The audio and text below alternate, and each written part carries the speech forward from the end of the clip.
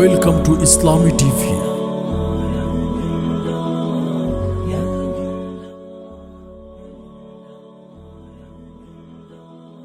আসসালামু আলাইকুম ওয়া রাহমাতুল্লাহি ওয়া বারাকাতুহু। প্রিয় বন্ধুরা, আজকে যে বিষয়টা নিয়ে আপনাদের সামনে আলোচনা করব সেটা হলো ইমার্জেন্সি ব্যালেন্স।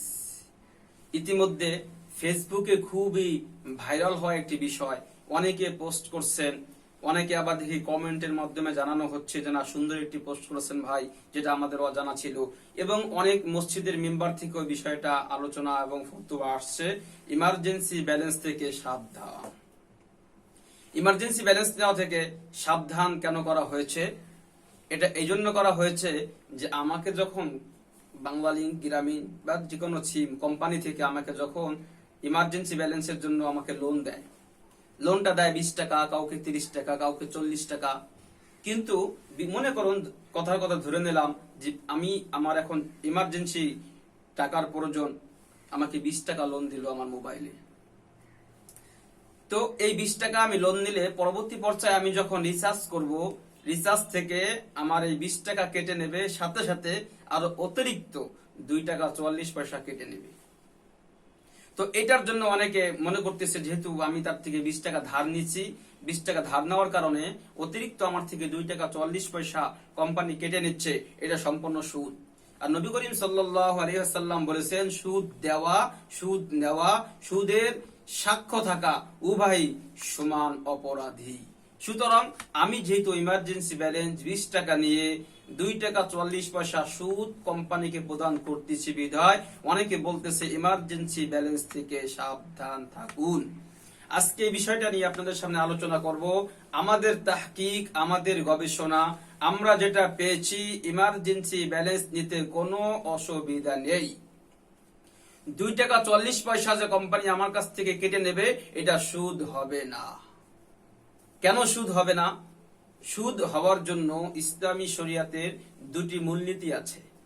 সেটা হলো কাইলি এবং অজনি, অর্থাৎ ওজন করার কোনো বস্তু, পণ্য অথবা পরিমাপ করা, যেমন তেল, আগে কাপ মেপে তেল বিক্রি করা হতো, এখন অনেক সময় হয় লিটার মেপে বিক্রি করা হয়।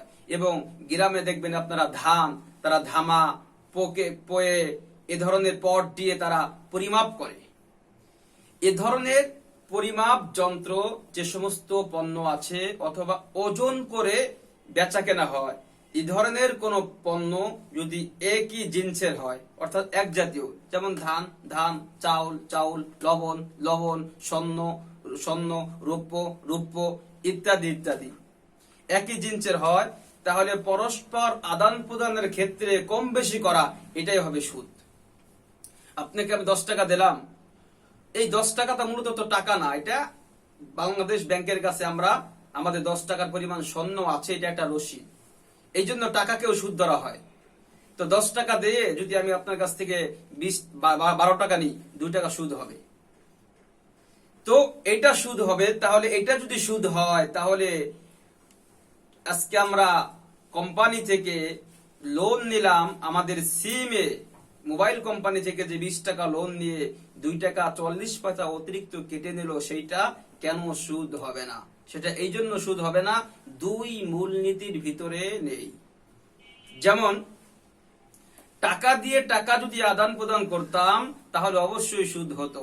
কিন্তু আমাদের এই মোবাইলের যে ব্যালেন্স, এটা টাকা নয়, এটা কথা বলার একটি পণ্য। আমার কাছে এই পণ্যটা ক্রয় করার আগ পর্যন্ত টাকা ছিল। যখনই আমি এই মোবাইলে আমার এই টাকাটা রিচার্জ করেছি, তখন আর আমার কাছে টাকা নেই। এই টাকাটা কথা বলার, আদান প্রদান করা, পরস্পর একজন আরেকজনের সঙ্গে কথা বলার জন্য একটি পণ্য হয়ে গেছে। যদি টাকাই হতো, তাহলে তো এই টাকাটা দিয়ে আমি অন্য কিছু ইচ্ছা করলে ক্রয় করতে পারবো, কিন্তু মোবাইলের ব্যালেন্স দিয়ে অন্য কিছু ক্রয় করা সম্ভব নয়, এবং সেখান থেকে টাকা বের করাও সম্ভব নয়। বিধায় আমরা গবেষণা করে দেখেছি, এটা মূলত টাকা নয়। কোম্পানি থেকে আমি যে 20 টাকা লোন নিচ্ছি, মূলত এটা কোনো টাকা নয়, এটা 20 টাকা একটি অঙ্ক বসিয়ে কথা বলার একটি পণ্য ক্রয় করতেছি। এবং পরবর্তী পর্যায়ে আমার পণ্য থেকে অতিরিক্ত আরো বেশি পণ্য 2 টাকা 44 পয়সার অঙ্ক পরিমাণ আমার ব্যালেন্স থেকে যে কেটে নেওয়া হচ্ছে, এই পণ্যটা যদিও একই জাতীয় একই জিনিসের কথা বলার পণ্য, কিন্তু এটা যেহেতু ওজনই করা কোনো বস্তু নয় এবং পরিমাপ করার কোনো বস্তু নয়, এই জন্য এটা সুদের ভিতরে আসবে না। সুতরাং এখন থেকে যারা যারা এই ইমার্জেন্সি ব্যালেন্স দিতে সতর্কতা অবলম্বন করেছেন তাদেরকে ধন্যবাদ জানাই যে আপনারা আল্লাহকে ভয় করেই বিরত ছিলেন, কিন্তু এখন থেকে আমি মনে করি আপনাদের ইমার্জেন্সি ব্যালেন্স নিতে আর কোনো সমস্যা নাই। ইমার্জেন্সি ব্যালেন্স নেওয়া সম্পূর্ণ সুদ মুক্ত জায়েজ আছে। আজ এ বলেই আজকের ভিডিওটি আমি এখানে শেষ করছি। আসসালামু আলাইকুম ওয়া রাহমাতুল্লাহি ওয়া বারাকাতুহু।